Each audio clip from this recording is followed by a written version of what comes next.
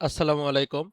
Code cloud 100 days of cloud AWS সিরিজের day 24 এর আজকের টাস্ক হলো setting up an application load balancer for an EC2 instance. আমরা start করলাম।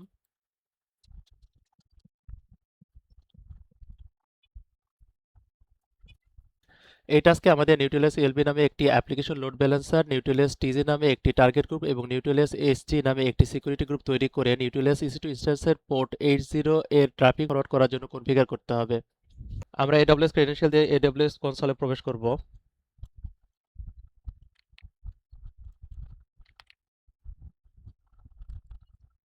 আমরা AWS কনসোল থেকে EC2 তে যাব। আমরা EC2 ইনস্ট্যান্স ভেরিফাই করব।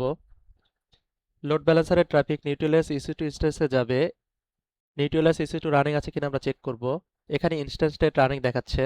EC2 ড্যাশবোর্ডের বাম পাশের মেনু থেকে আমরা নেটওয়ার্ক অ্যান্ড সিকিউরিটি থেকে সিকিউরিটি গ্রুপসে যাব। ক্রিয়েট সিকিউরিটি গ্রুপে ক্লিক করব। আমরা সিকিউরিটি গ্রুপের নাম কপি করব।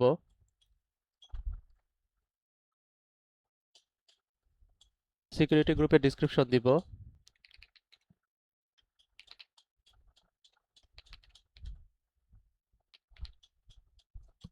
আমরা ডিফল্ট ভিপিসি চুজ করব, কারণ নিউটেলিয়াস EC2 সেম ভিপিসিতে আছে। ইনবাউন্ড রুলসে অ্যাড রুলে ক্লিক করব। টাইপ হিসেবে আমরা HTTP নিব।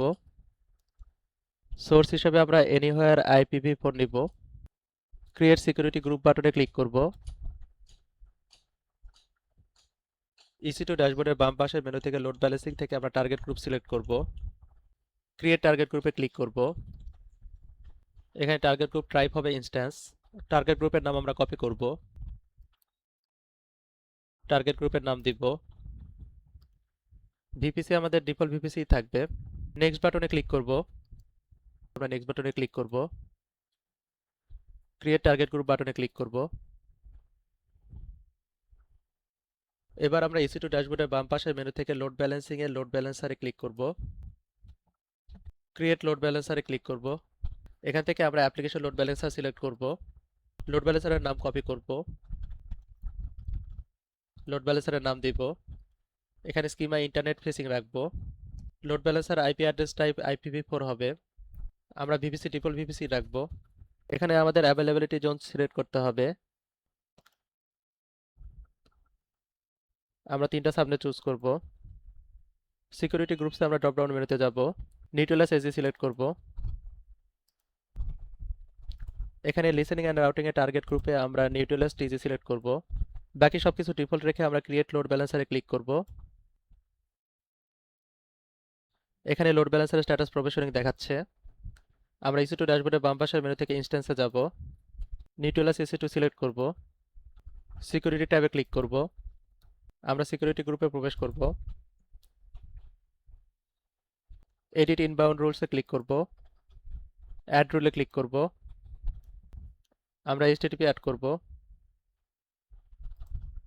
সোর্স হিসাবে আমরা এনিহোয়ার IPv4 সিলেক্ট করব। সেভ রুল বাটনে ক্লিক করব।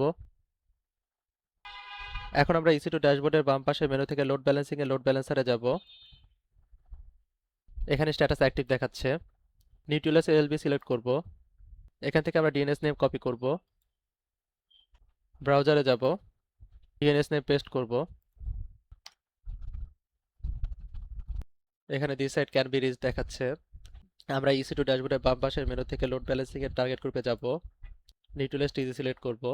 এখানে কোনো রেজিস্টার টার্গেট নেই, সেজন্য ব্রাউজারে কিছু দেখাচ্ছে না। আমরা রেজিস্টার টার্গেট বাটনে ক্লিক করব। আমরা নিউটেলিয়াস EC2 চুজ করব। ইনক্লুড আস পেন্ডিং বিলো বাটনে ক্লিক করব। রেজিস্টার পেন্ডিং টার্গেটে ক্লিক করব। এখন আমাদের নিউটেলিয়াস টিজি হেলদি দেখাচ্ছে। আমরা এখন ব্রাউজার গিয়ে রিফ্রেশ করব।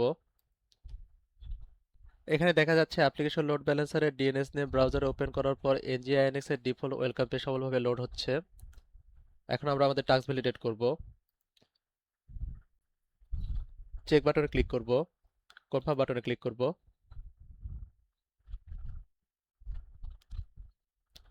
আমাদের টাস্ক ডান।